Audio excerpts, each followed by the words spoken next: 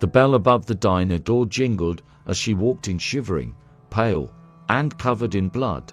She had no idea who she was, and neither did anyone else. But the truth, it was even worse than that. It was supposed to be an ordinary night.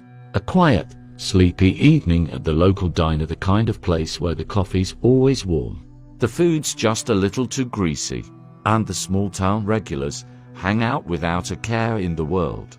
But on that night, things were different. Tonight, something dark was lurking. Something hungry, and no one inside the diner even realized it yet. The waitress, Callie, had been working the graveyard shift for what felt like forever.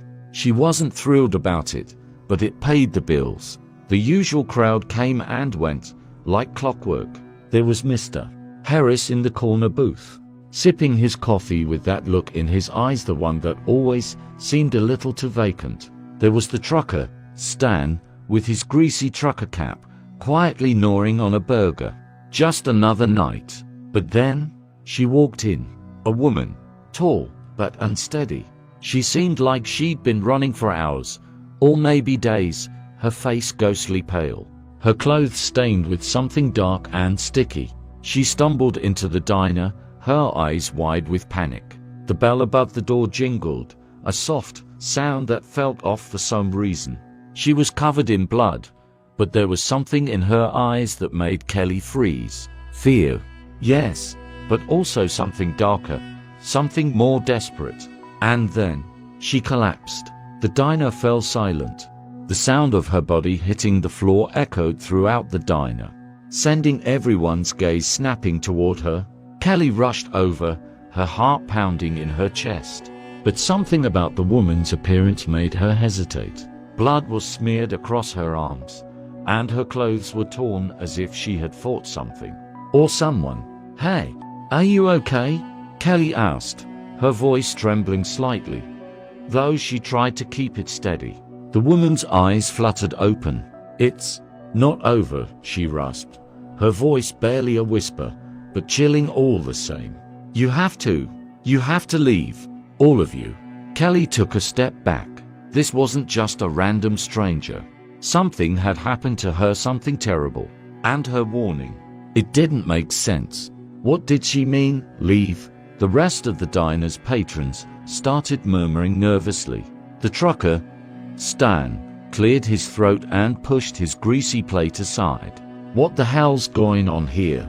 Kelly wasn't sure how to respond. The woman looked at her with those wide, terrified eyes, and then her body suddenly went stiff. "Too late," she whispered. The lights flickered. Then the door to the kitchen slammed open. The smell of something rotten filled the air. Kelly spun around to see the cook, Dave, standing there with a strange look in his eyes. His apron was splattered with more than just sauce. His hands were trembling. "No one's supposed to be here," Dave muttered under his breath, his eyes darting around the room, his voice unnervingly calm. The tension in the diner thickened, as though the air itself had become heavier, suffocating. The woman's words were echoing in Kelly's mind. Too late. What did she mean by that? The bell above the door jingled again. Another man walked in. This time, he was different. His eyes were cold dead. His steps were slow, deliberate. He didn't seem to notice the blood, the strange tension in the room. "Listen, we need to get out of here," Kelly said, her voice more urgent now. "Everyone, just get up and go. Something's wrong." But before anyone could respond, the man who had just entered the diner raised his hand. Kelly's heart skipped a beat as she saw something awful. His fingers were covered in something dark, something that glistened under the dim lights. His eyes locked onto Kelly's, and in that instant, she knew he wasn't human. The woman on the floor suddenly screamed. It was a sound that was nothing like any human scream she'd ever heard. It was sharp, shrill, and full of rage. The diner door slammed shut with a force that made the whole building shake. The lights flickered one more time, and then went out completely. In the darkness, something moved.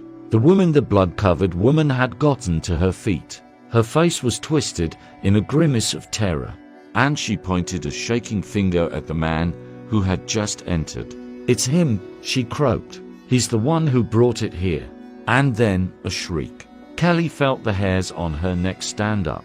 She could feel it now, creeping through the walls like something alive, something hungry. Whatever it was here. It was inside the diner. The man grinned, but it wasn't a human grin. It was an animal's grin. The lights flashed back on for a brief moment, and Kelly saw his true form for the first time. He wasn't alone. In that moment, everything shifted. The people in the diner, the ones who had once been oblivious, now knew the truth. They were trapped. The thing that had followed the man inside wasn't just some strange beast, it was something far worse. It was an ancient evil, and it had come for them. Kelly didn't know how long they had. Maybe seconds, maybe minutes. But she knew one thing: they needed to fight back, and fast. The waitress turned toward the others in the diner, looking for any sign of resistance. But all she could see were blank faces staring back at her. The terror had gripped them all. And then the ground shook. The thing was coming. It wasn't a matter of if, it was a matter of when.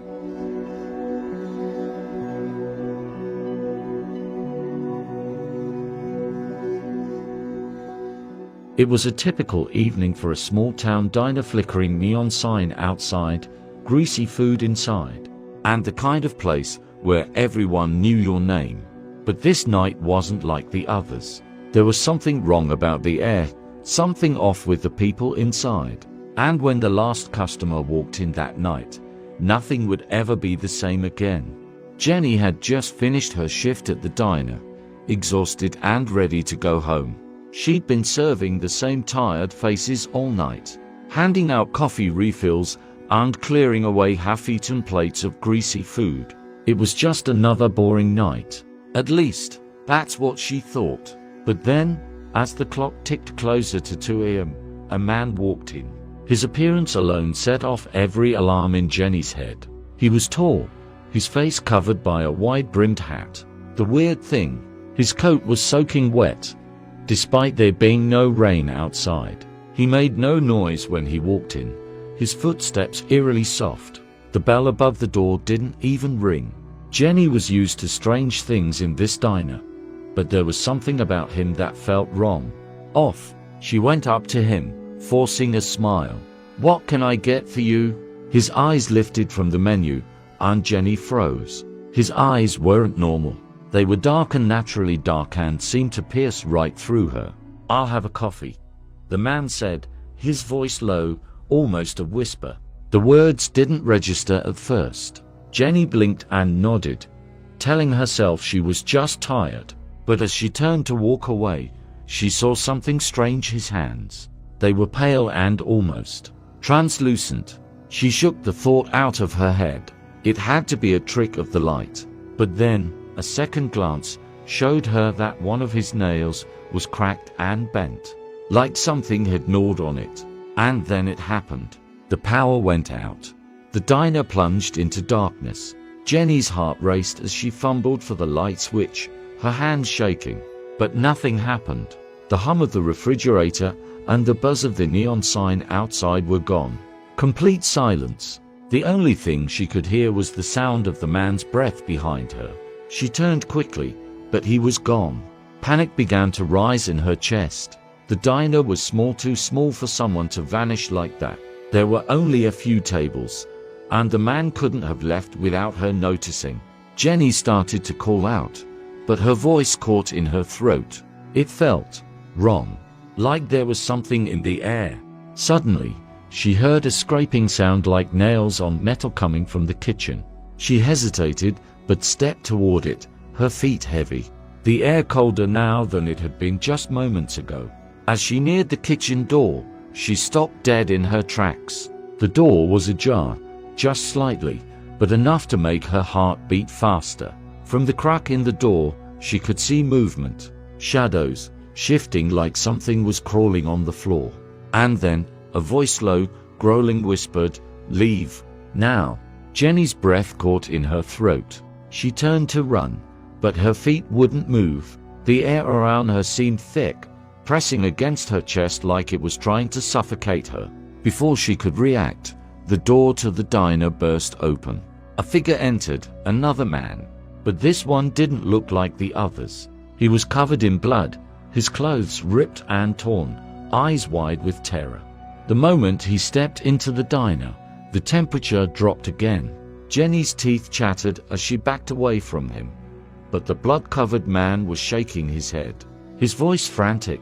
Don't trust anyone in here," he gasped. "It's not safe." Jenny didn't understand.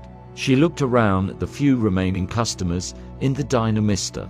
Henderson, the regular who sat in the corner booth, and the trucker who always came in late for coffee.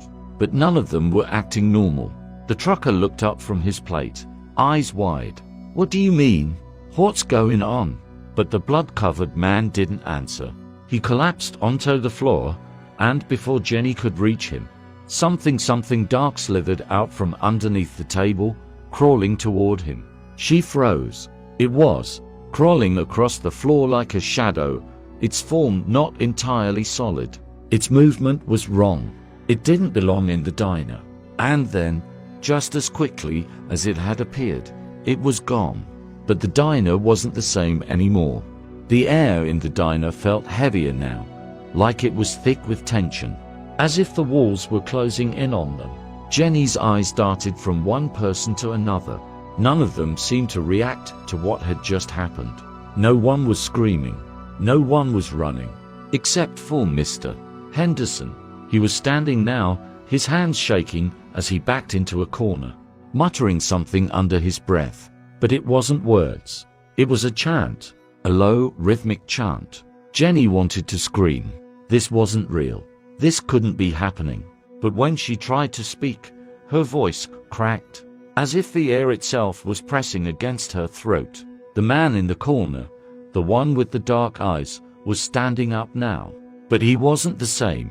His movements were jerky, unnatural, like he was being pulled by invisible strings. And then he opened his mouth. A sound unlike any sound Jenny had ever heard poured from his throat. It wasn't human. It was guttural, like a growl mixed with a scream. In that moment, everything became clear. They weren't alone. The diner wasn't empty. The man who had walked in earlier had been hiding something. Something that had been following him, waiting for the right moment to strike. Suddenly, the lights flickered back on. But the man wasn't standing there anymore. Instead, a figure stood at the counter, its face twisted and elongated, its eyes like black pits. The air around it crackled with an energy that made Jenny's skin crawl. "No one's getting out of here," the figure whispered, its voice like 1,000 whispers at once. Jenny screamed, but no one heard. The diner was no longer a place of comfort. It was a trap. One by one, the figures in the diner began to rise from their seats, their faces twisted in fear or malice. Jenny couldn't tell anymore. She tried to run, but the door wouldn't open. The windows were sealed shut. It was too late. The thing that had taken over the diner was not just hungry for blood, it was hungry for souls. And as the darkness closed in on Jenny, she realized the truth. She wasn't just trapped in a diner. She was trapped in a nightmare.